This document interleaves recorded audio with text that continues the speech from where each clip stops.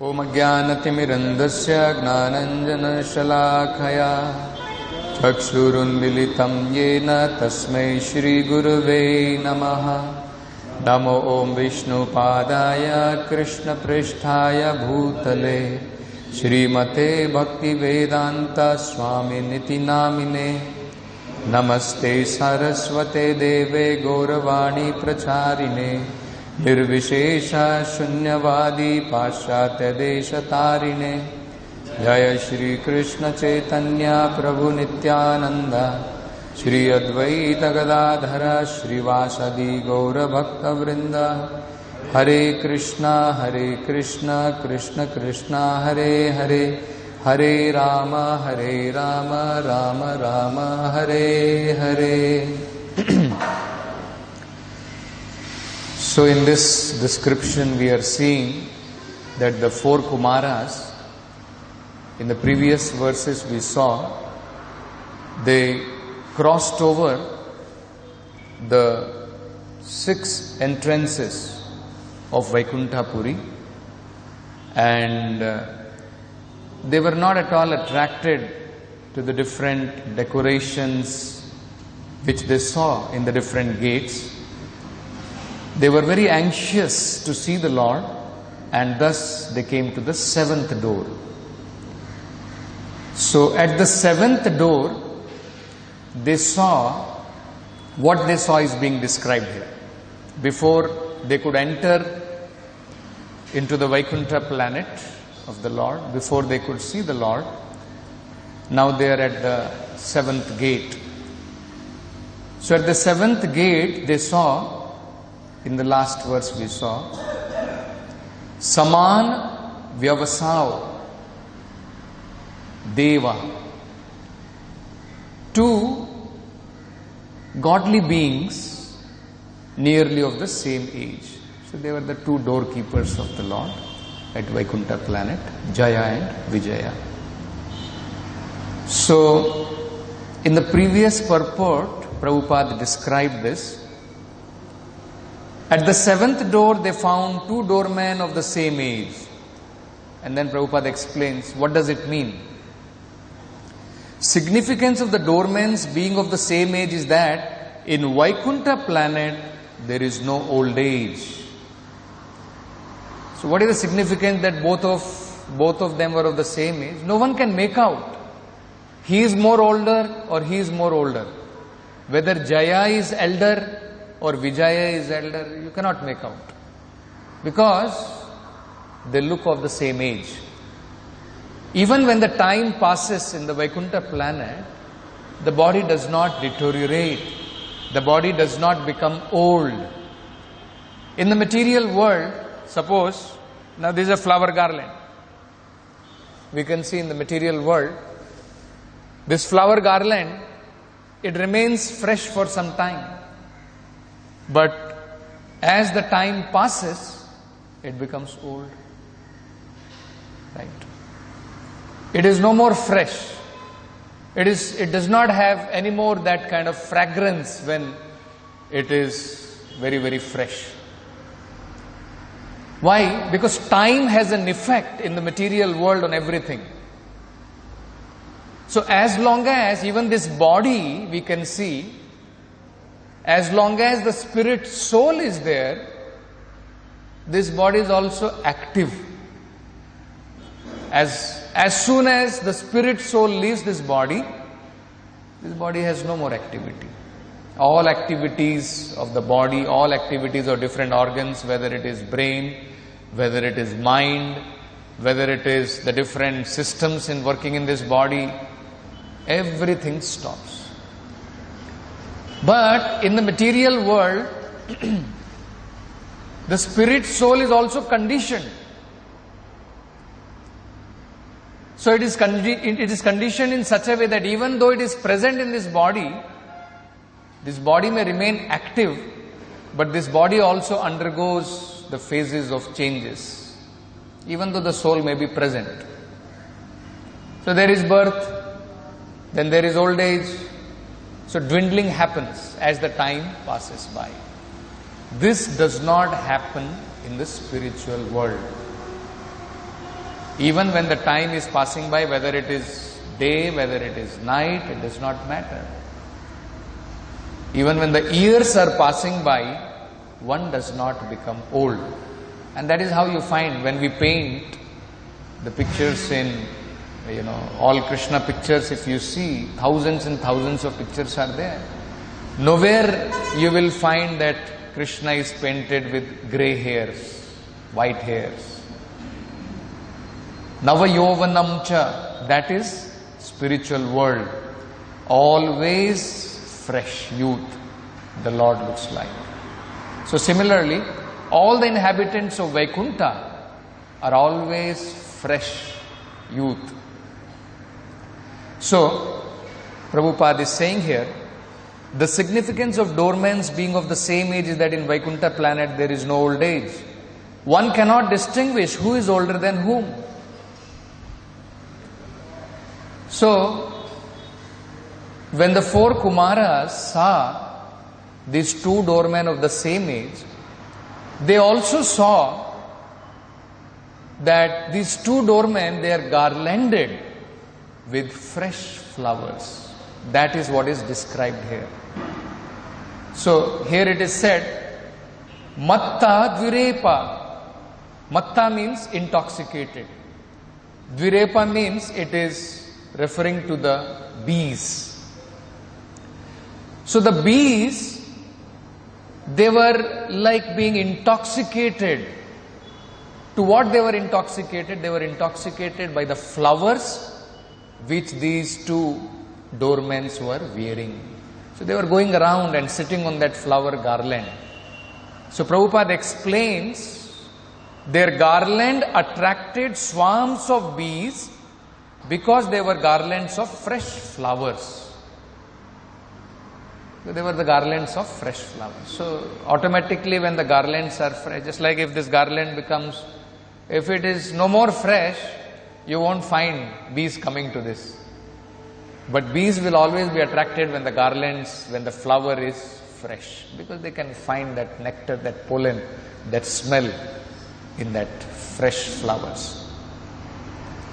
So, Prabhupada is bringing about a very important point. In the Vaikuntha world, everything is fresh, new and transcendental. So one very important aspect of the spiritual world is brought about by Prabhupada in this verse. So further, this verse describes Matta Dvirepa Vanamalikaya Nivitau. Vanamalikaya means with a garland of fresh flowers.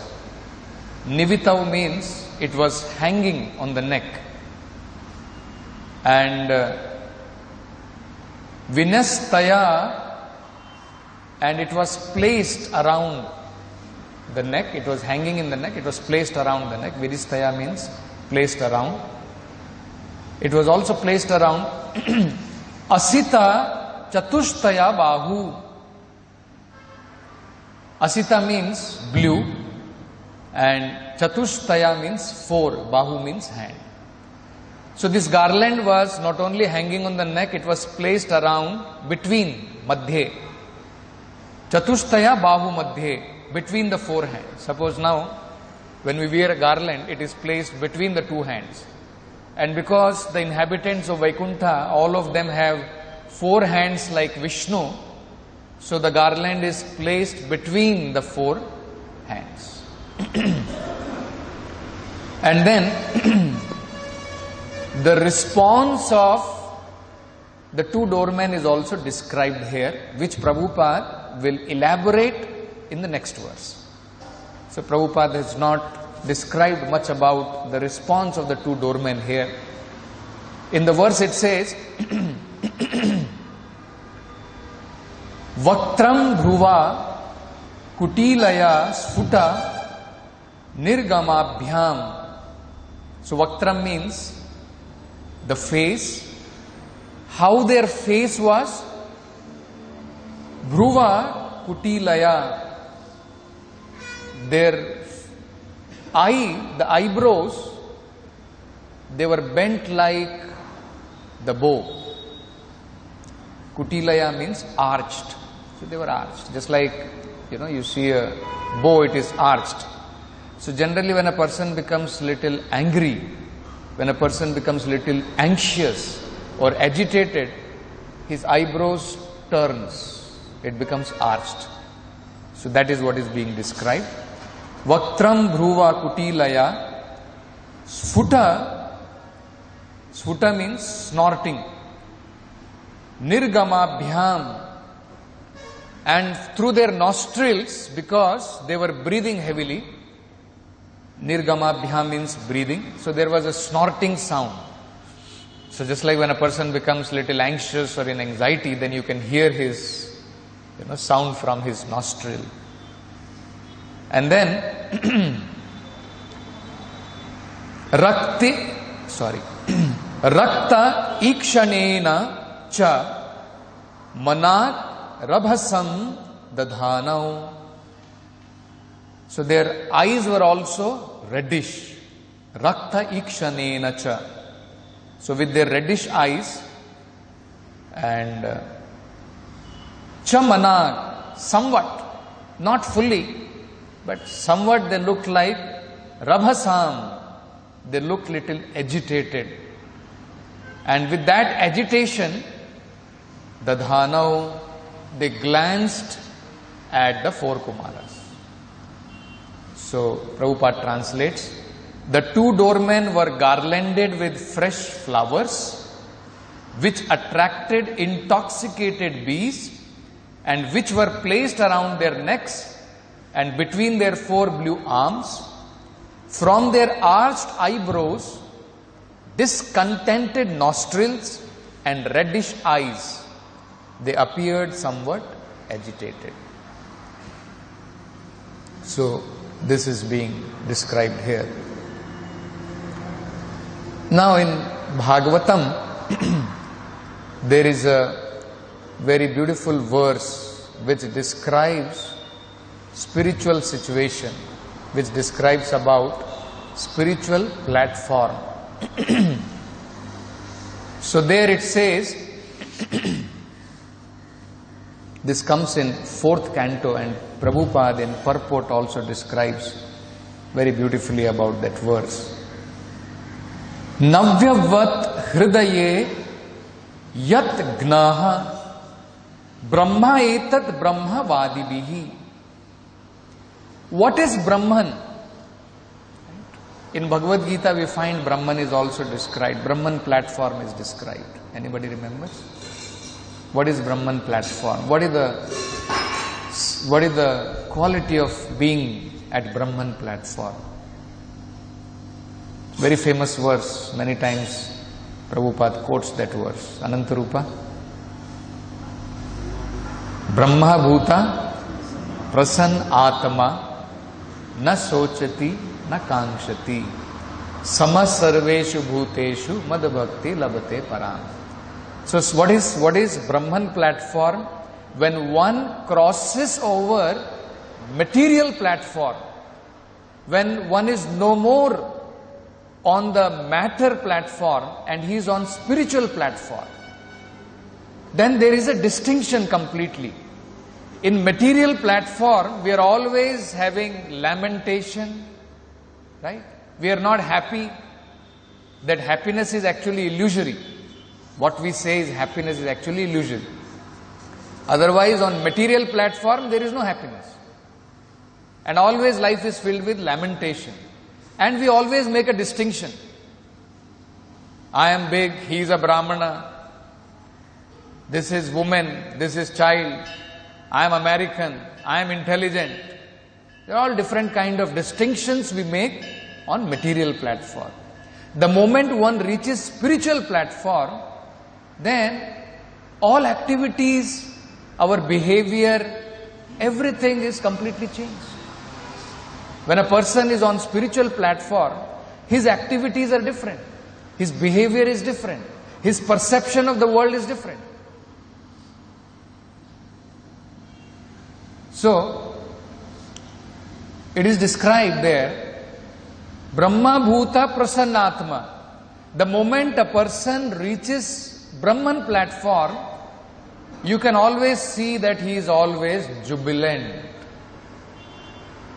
So this is the sign of Brahma Bhuta.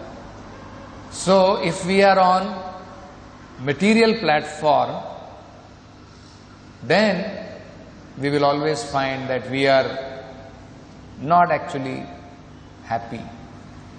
We are distressed in our life. So if we are sorrowful, if we are not always jubilant, if sometimes we are happy and sometimes we are distressed, that means we are still on material platform. If someone is on spiritual platform, there is no question of sadness. Of course, spiritual sadness is there, that is different, but there is no material sadness. Prabhupada was always also sometimes sad, but he was sad seeing the position of sadness of living entities in the material world. On his own account, he was not sad. Even Prahlad Maharaj, Soche Tatho Vimukhate Chetasam. He was always worried. When he was worried about, he was not worried about his own being. For him, he says, I am always absorbed in Krishna consciousness. At any moment, at any place, I am always absorbed.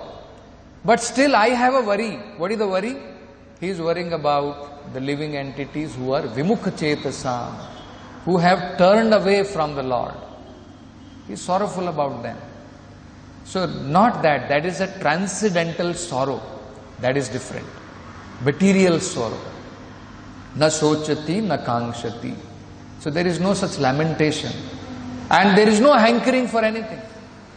Because on spiritual platform, one understands nothing greater is there to be achieved. Anything more.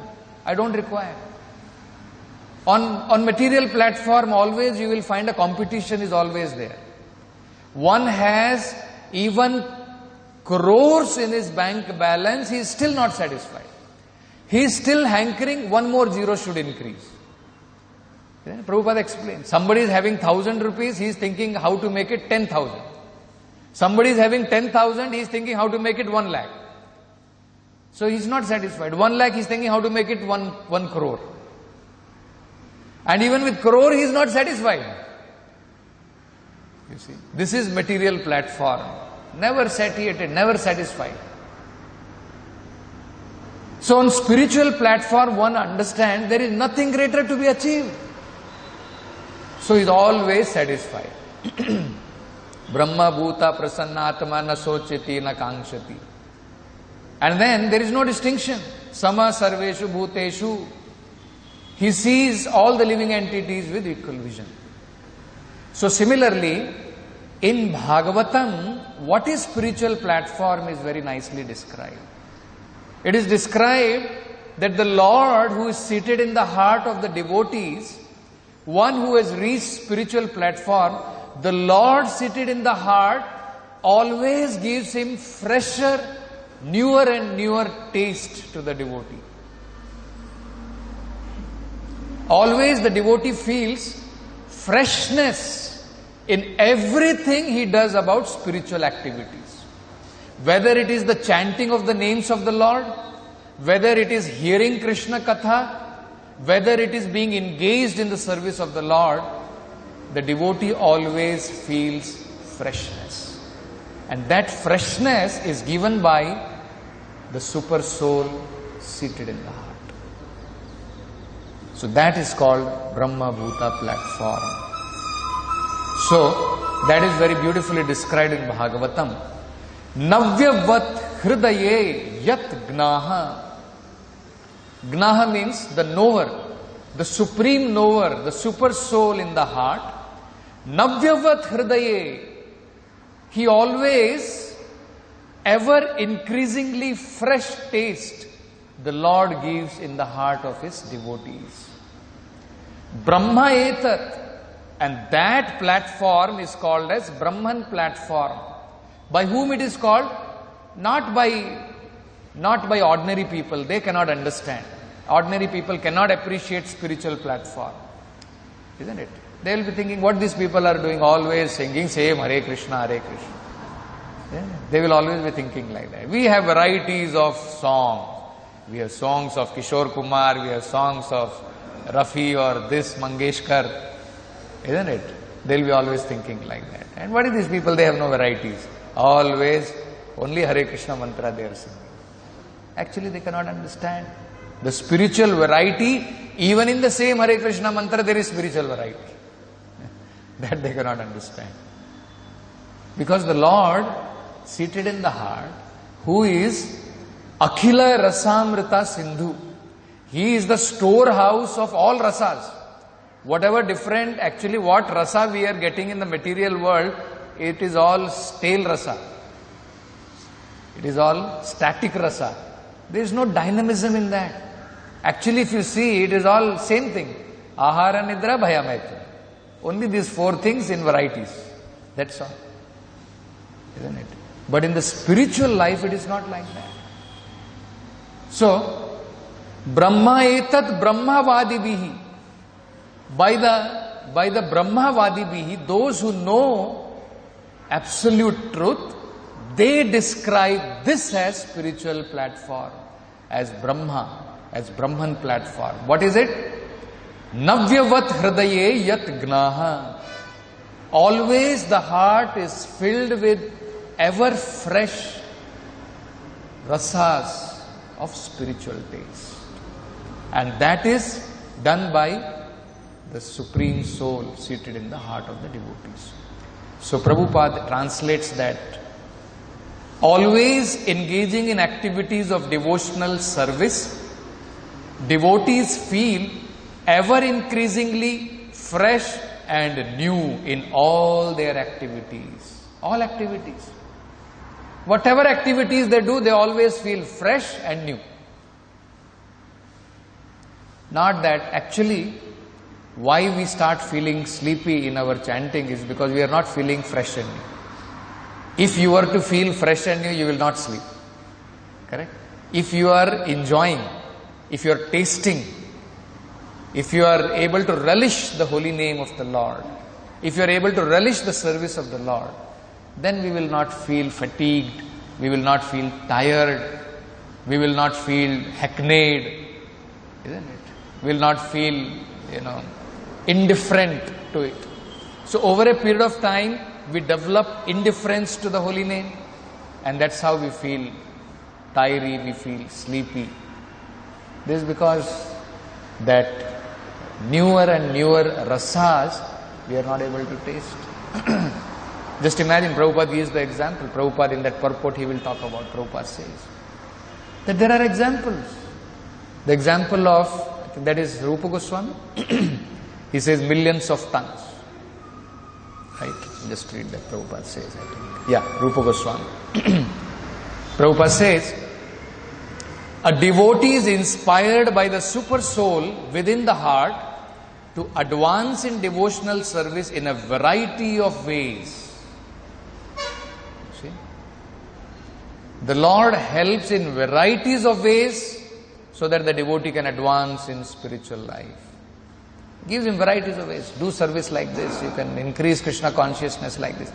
Varieties of ways the Lord inspires the devotees from their heart. The devotee does not feel hackneyed or stereotyped, nor does he feel that he is in stagnant position. He also doesn't feel, Prabhu, not advancing. 10 years are over, chanting, but I am feeling not advancing. The devotee does not feel like that, Prabhupada is saying. So neither he feels stereotyped, neither he feels hackneyed in activities he is doing, and neither he feels I am at the same place, stagnant position. In the material world, if one engages in chanting a material name, he will feel tired after chanting a few times. Actually, you can try. Any material name you can try. Chant it for some time. We will feel very, very hackneyed, boring. The tongue will not move further. It will become like that. It will become a big burden. But for chanting the holy name, it is not like that. Even though we are in diseased condition. Actually, we are not able to taste because we are in diseased condition. It is not the problem of the holy name. Sometimes we may wonder, if holy name is so blissful, why we don't taste it? It's not the problem of the holy name. We are in a very diseased condition. So, at this moment, the holy name will act more like a medicine. So, it will look little bitter to a diseased person. So, still we have to take it as a measure of, just like medicine, whether you like, you don't like, you have to take it. Isn't it? So, Prabhupada is saying, but there are examples of those who are on Brahman platform, those who are on spiritual platform. There are examples. Rupa Goswami, he is actually spiritually lamenting, what I will do with one tongue, what I will do with 1 ear. We are tired with just chanting 16 round itself is so difficult. Somehow or other we pull on and complete 16 rounds. Isn't it? Just imagine, Rupa Goswami is saying 1 ear is not enough. 1 tongue is not enough. He is praying, my dear Lord, if I had millions of tongues, millions of ears, I would have heard your holy name millions more times. I would have chanted the holy name millions more times. So Prabhupada is saying, as chanting is increased, it will come out new and fresh. Srila Rupa Goswami said, if he could somehow get millions of ears and tongues, then he could relish spiritual bliss by chanting the Hare Krishna. He's saying, what I will relish with 1 tongue and one pair of ears? Cannot relish. If I had millions of ears, millions of tongues, then I could relish this chanting the holy name of the Lord. There is really nothing uninspiring for a highly advanced devotee. Nothing is uninspiring. No situation is uninspiring for a devotee. This is because of the presence of the Lord in the heart. The Lord ignites that ever freshness in the heart of a devotee. So, this is the distinction between material platform and spiritual platform. So this is not only with the chanting, this is also with hearing Krishna Katha. Actually, we find it very difficult even to sit for half an hour, isn't it? We'll all be thinking that when this class will get over. But we can see the example of Parikshit Maharaj himself is explaining. He is saying, in one of the verses he is saying, that I have been fasting for 7 days. And generally when we fast, we feel very tiring, correct? You can fast for 1 day and you can see. It becomes so difficult. We become exhausted. So we cannot carry out on with our different activities. But he is saying, even after fasting, I am not feeling hungry. I am not feeling tired. I am not feeling thirsty. All those things have gone away. But I am feeling very thirsty to hear more and more Krishna Katha. He is saying more. I want to hear more. Please tell me something more about Krishna. So this is the meaning. So Krishna Katha is ever fresh. Chanting the holy name is ever fresh. Similarly, the service is always also very, very fresh. When we are on material platform, when we carry out the services, then it becomes exhausting to us. It becomes burdensome to us. So of course, we have to always, balance and see that we don't imitate. Just like great personalities like Rupa Goswami or the 6 Goswamis, Prabhupada explains that because they were on that platform of spiritual platform in Krishna Prema, because they were on that platform, they were always hankering after chanting, dancing, glorifying the Lord, always writing something. You can see so many books they have written. Very difficult otherwise. Even to search out the Vedic literature and establish, devotional service as a concrete principle, this was the task given to them. So much hard work they did actually, we can see that. Today we are all enjoying blissfully in Radha Kund, Shama Kund, we are going around. But we forget the hard work done by these Goswamis. That Rupa Goswami and Sanatana Goswami, they were entitled with this task. That you go to Mathura, go to Vrindavan, and all the different pastimes of the Lord, they're all covered. They're all lost now. So those places of the pastimes of the Lord, you should uncover them. This work was given by Chaitanya Mahaprabhu to these Goswamis. And they wrote so many different literatures to establish devotional principles. So we cannot imitate them. They were hardly sleeping. They were not finding time, actually. We are searching out time. How I can go and take rest. We are searching time for that. And they were not finding time for any of these activities. You see. So, Prabhupada explains that they were hardly sleeping for 1 hour or 2 hours. And their bodily necessities they had minimized completely. Just like Raghunath Das Goswami was hardly taking buttermilk once in 2 or 3 days. So we cannot imitate them, it is not possible. So they were able to take on different kind of activities, the different endeavors in that direction, because they were on that spiritual platform. But at least we can get a sight of that. We should aspire for that. So when we are on material platform, we have to balance also. So balance in the sense of not that we become overwhelmed with some anxieties we take, because we will be taking only material anxieties, isn't it? When Prabhupada is taking, he is taking spiritual anxiety. So much anxiety Prabhupada took. In Bombay, the Bombay temple was not ordinary temple. It was not ordinarily got. We applied for land, we immediately got land. We had no problem at all, isn't it? But when Prabhupada got that Bombay land, it was not a simple thing. You see, Prabhupada is praying to the Lord that Shri Shri Radha Ras Vihari, I have installed you, now it is up to you. And overnight they were planning to break the altar of the Lord. So Prabhupada had to take so much anxiety. So I think I related that pastime. Prabhupada said that this Bombay land is a big headache. But then Prabhupada said, for Krishna, the spiritual headache we are ready to take. So that is possible for a highly advanced devotee. So that is what Prabhupada is saying. There is really nothing uninspiring for a highly advanced devotee. But we cannot imitate them. So we have to have a balance, basically. And the more we advance towards spiritual life, the more we become elevated in spiritual life, then we will also be able to feel that actually there is nothing uninspiring in spiritual life. Nothing, no situation is uninspiring in spiritual life. Everything is a transcendental arrangement of the Lord just to increase our attachment more and more to the Lord. So we'll stop with this. Granthra Srimad Bhagavatam ki jai, Srila Prabhupada ki jai.